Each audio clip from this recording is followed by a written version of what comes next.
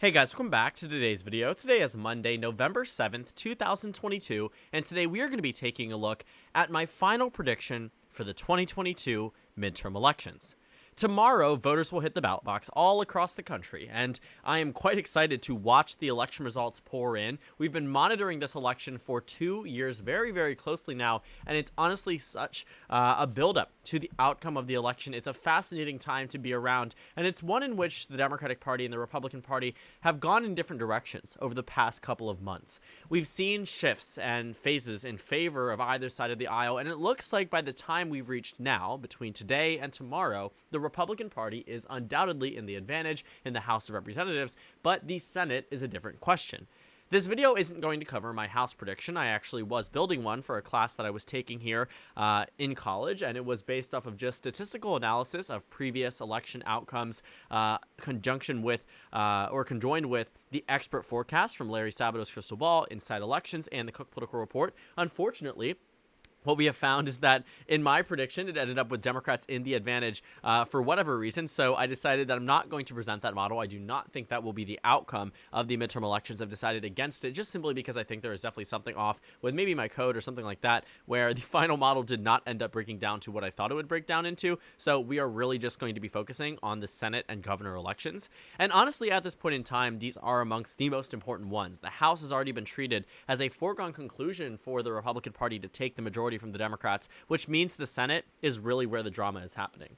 And, we will also be looking at the governor elections, these governor elections that are extremely important as well. And the reason why I say that is because they could determine the future of free and fair elections in a number of states. For instance, you take a look at Arizona, you look at Pennsylvania, you see who is running on the Republican side, and you have two Republicans who are in these races who are believe the 2020 election was rigged, believe that election security is not intense enough across these states, and believes that there will be some type of Democratic agenda to engage in voter fraud across these elections. These are things that were very clearly dispelled in the 2020 election, things that were simply proven to be entirely false, yet are now coming back into play ahead of the 2024 presidential election, where depending on who wins in these governor elections could end up influencing the outcome of future presidential elections. So there's a lot at stake here on both sides of the aisle. Democrats would like to get additional seats because they know that with additional seats, it would provide them with an opportunity to pass bills that they otherwise have been throttled by Kyrsten Sinema and Joe Manchin. We've seen Vice President Kamala Harris actively tweet out and say that Democrats need just 2 more seats in the U.S. Senate. They wouldn't be using that idea of just 2 more seats rather than just this idea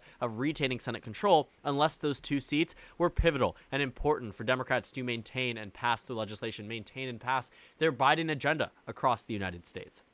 Looking at our Senate map, what we have found is that there are a number of swing states across all of these battleground states. We have a number of them that are quite fascinating, to say the least. You look at some of the candidates and you just have to remind yourself that we are, in fact, talking about American politics. We are, in fact, talking about a United States Senate election. I more so get this when I think about the fact that Dr. Oz, somebody who I saw on the television show growing up as a kid, someone I knew through the extent of the Oprah Winfrey Show, right, might become the next United States Senator from the state of Pennsylvania. Or you have a former football player from the state of Georgia who will be in a good position when it comes down to winning that Senate race. You have so many things going on across the country, and honestly, it's quite out of the ordinary. It's definitely a new wave of politics, and it's something that we might be having to adapt to over the next couple of election cycles. It seems as if the era of Trump is here to stay, by far. But looking at where we are on our Senate map, we have about 12 seats remaining for us to characterize in favor or not so in favor of either side of the aisle.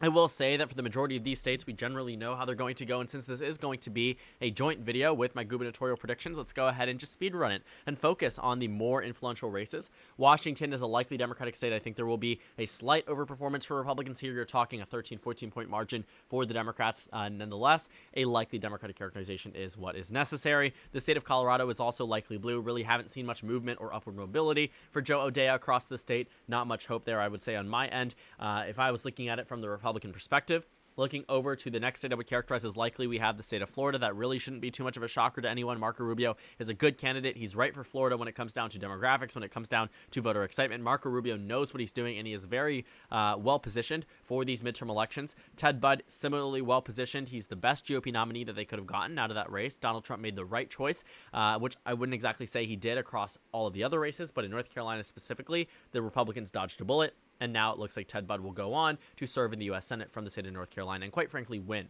by a pretty considerable margin.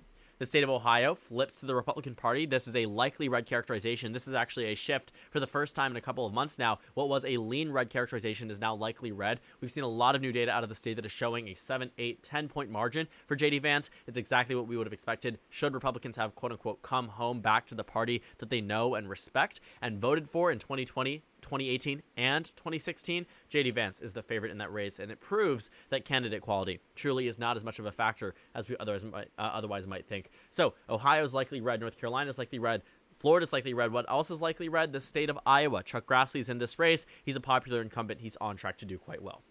So we've characterized all of the states that we can in their likely columns for both sides of the aisle. Democrats have 2, Colorado and Washington. Republicans have 4, Iowa, Ohio, North Carolina, and Florida. And quite frankly, the Republican Party is already starting off with a great start. They have 4 former swing states that are, were at different points in time expected to be or thought of as potentially competitive this election cycle that Democrats no longer have a viable chance in. Iowa was immediately gone the moment that the Seltzer poll came out and showed Chuck Grassley up by double digits. Ohio, we've seen a recent surge in favor of J.D. Vance. It makes sense. Undecided voters are in fact, quote unquote, coming home to the Republican Party. North Carolina, likely red. Ted Budd has been expanding his lead over Sherry Beasley and just takes a slight overperformance for the GOP, which I think they will get. And in the state of Florida, Marco Rubio, Val Demings, though Val Demings is individually a strong candidate, this is not her year, and Marco Rubio is not her right opponent. She is not someone who is going to overcome Marco Rubio in this race. Quite frankly, the Democrats are losing all 4 of these. So that brings us down to 6 remaining races in Nevada, Arizona, Wisconsin, Pennsylvania, Georgia, and New Hampshire. What do all of these states have in common? Well, they were competitive in 2016. They were competitive in 2018. They were competitive in 2020. We are working in the same reaches of territory that the Democratic Party knows to be extremely, extremely competitive. In the last election, the Democratic Party won in Nevada. They won in Arizona. They won in Georgia. They won in New Hampshire, right? They won in Pennsylvania. They won in Wisconsin. So technically speaking, these are all Biden states. All of the remaining states, should they go how they voted in the 2020 presidential election, Biden would be enough to push the Democrats over the finish line and, in fact, get those 2 additional seats that Kamala Harris was talking about a long while ago. However, that's not what's going to happen. Because President Biden is down about 10 points nationwide and because Democrats on the whole are down nationwide, it is very difficult to imagine how Democrats and Republicans end up in a position where where Republicans are losing to Democrats in some of these states. We'll start off, for the Democratic Party's sake, at characterizing the states that they currently have in the lean Democratic column. Right now, I would say I actually do not imagine there to be any lean Democratic states besides the state of Arizona. And that's a tough call. I could honestly call it as tilt blue and be comfortable with that margin. In fact, probably a little bit more comfortable. But I will say that, lean is probably where I think Mark Kelly is just going to narrowly bump out Blake Masters in this race. We have seen in some occasion an underestimation of Democrats in this state. But beyond that, the Democratic Party really just does not have many opportunities this election cycle to at least win in races that some of which they currently hold. They hold New Hampshire, they hold Georgia, they hold Nevada by lean characterizations. For context, they did win Georgia and Nevada by lean characterizations in the last election, whether that be the 2016 Senate election for Nevada or the 2020 presidential or Senate runoff election in the state of Georgia. New Hampshire was extremely, extremely close. But I think what this tells us is that the Democratic Party does not have themselves, is not in as favorable of a position as they once were in these races, and that has become increasingly and increasingly more apparent as we have looked throughout this entire election cycle, especially over the past couple of months, more specifically over the past couple of weeks.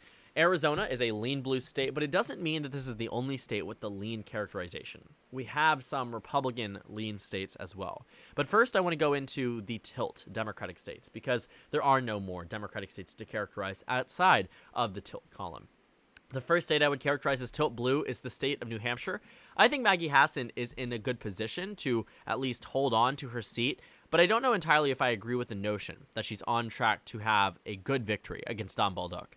I think she is really in a very unfortunate position when it comes down to just the nature of her state being a routine swing state. It becomes very difficult to imagine how one could win in that state despite this overwhelming red wave expectation. It only happens when you have a lackluster GOP candidate. And that's what's happening in the state of New Hampshire. Had this been Kelly Ayotte or Chris Sununu, the race would have been long gone, but it isn't long gone for the right reason, because the GOP did not field anyone super powerful. New Hampshire is a tilt blue state, and that's the most comfortable characterization that I have for this state as of right now. The state of Nevada is flipping back to the Democrats. I've seen new reports from pundits, from those who know Nevada well, who are saying that Nevada is tilt blue. I trust it. I trust it to the extent that I trust myself, which means not super much, but if I was to bet on it, I do trust the wisdom of those who have called Nevada races, in some cases with 100% accuracy, in characterizing it as a narrow Democratic victory. I don't think it'll be large. I think Republicans could very easily win the state. But what we have also seen from the early vote is that there is still a good chance for national Democrats, but the pathway is certainly not easy. Nevada is a tilt blue state. The next state we're going to characterize, we have the state of Pennsylvania. A state that actually, let's go to Wisconsin first. Pennsylvania will be quite interesting, but Wisconsin, where Republicans currently have an advantage. Ron Johnson has been expanding his lead, but actually more recently a narrowing up, which is quite interesting. But I still think that Ron Johnson wins it. Altogether, we've seen a close race in Wisconsin, but ultimately with Ron Johnson with the upper hand pretty consistently, might I add. Wisconsin is a lean red state at this point, and there's not much the Democratic Party can do to stop it. It's not going to flip to the Democrats, at least as of what we can expect, unless the data is just egregiously wrong in favor of the Democratic Party. Otherwise, it's going to vote how it's expected to, which is a Republican victory in the Senate race. Moving over to the final two states before we head off into our governor elections, we have Pennsylvania and Georgia.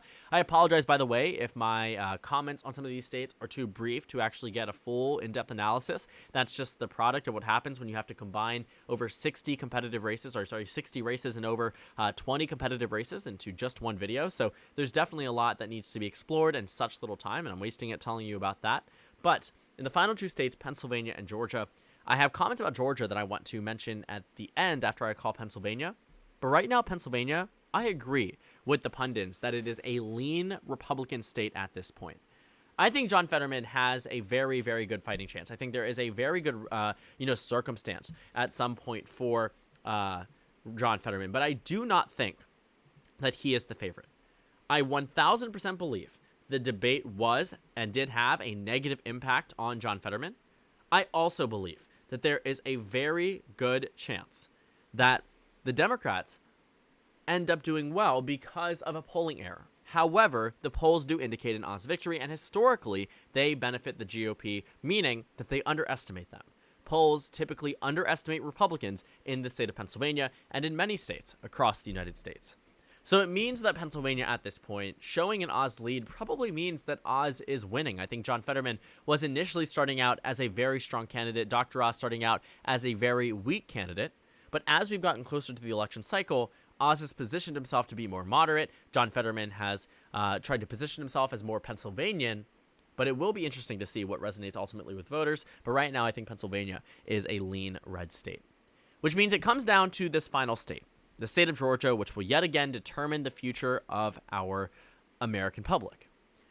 But Georgia is a state that I believe at this point will be heading off into a runoff election, which means that I do not have a finalized prediction for Georgia at this point. But I will tell you what I think is going to happen in both circumstances and what I think is the likeliest outcome, as you can tell from this map. But I do not have a concrete prediction for election night, because I do not think either candidate will get above 50%. There were points in time, and I say this honestly, there were points in time where I thought Raphael Warnock would get above 50% on election night, or in some cases, that Herschel Walker would.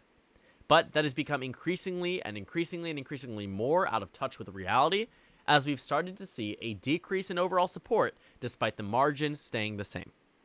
Georgia in itself is going to be close. The two realities I envision for the future of the Senate: Georgia heads off into a runoff election, and it determines the balance of power, and Democrats win it.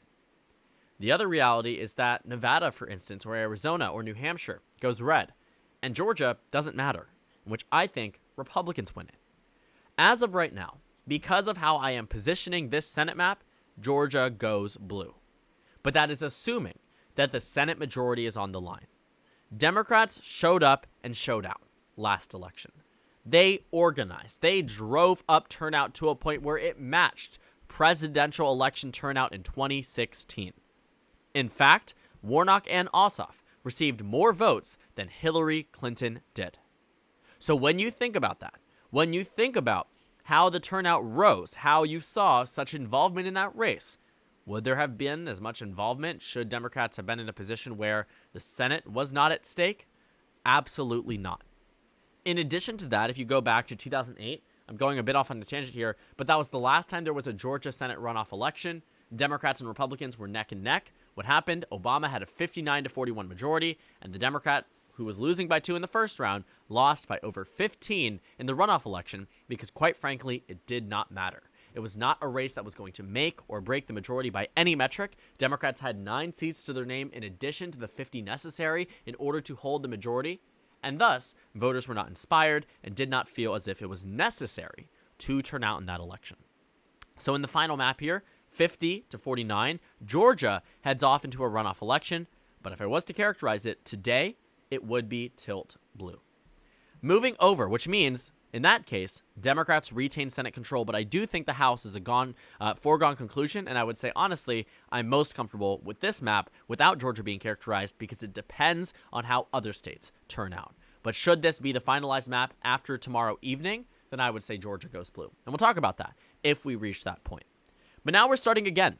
We're back to a blank map of our 36 governor races across the United States, ranging from Alaska to California to Texas to Florida, all the way up to Maine.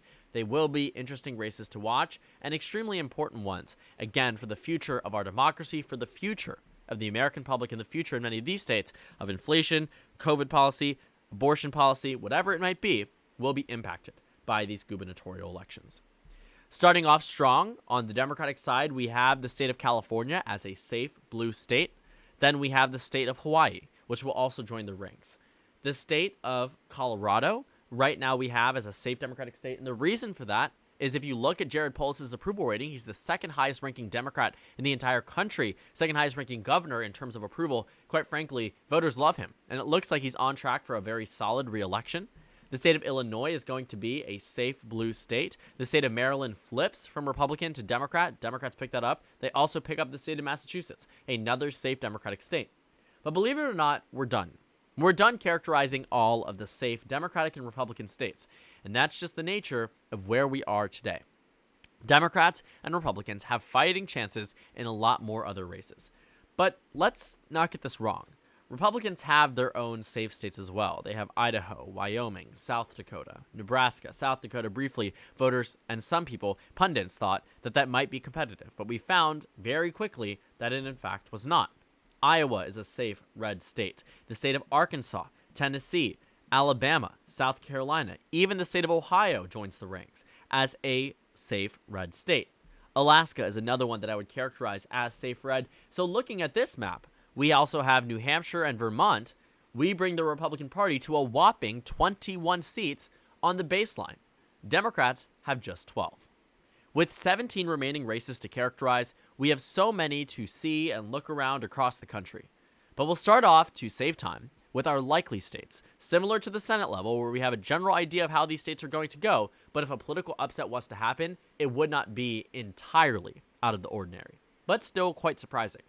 We'll start off with the likely Democratic states. Because Republicans have such an advantage, it would only be fair to characterize those at this point in time. Democrats have a likely chance at victory in the state of Minnesota, where we haven't really seen much movement for the GOP candidate there. Unlike many other races across the country, Minnesota has not seemed to narrow up, at least significantly enough, to characterize it as now a lean blue state. Likely Dem is how I'm most comfortable.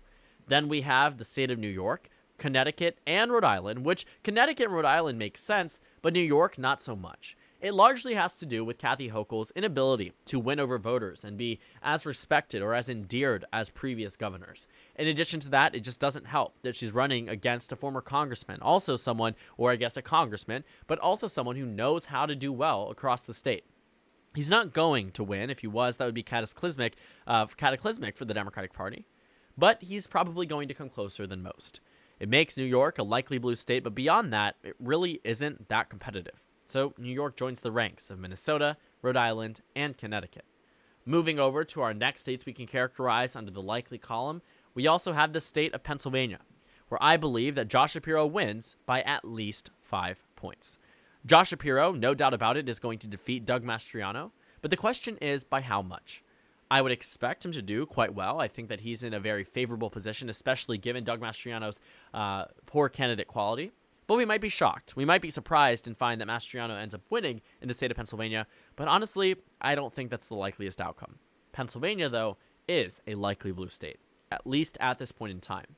Republicans, on the other hand, have their own share of likely states. And quite frankly, they have a lot. They have Kansas. Not Kansas. They have Oklahoma. They have the state of Texas. 2 states where Oklahoma is a bit of a stretch, because I do think that there is a severe underestimation of Republican support in these polls that have been released. But I think you're looking at a 13 to 14 point victory for the GOP across the state, as we saw in 2014 and 2018. But I will say in Texas, Greg Abbott and Beto O'Rourke have been in a mildly, and I say this with caution, mildly competitive race. But Abbott was always the favorite in that state, and it's going to more than likely be a Republican state by the end of the evening.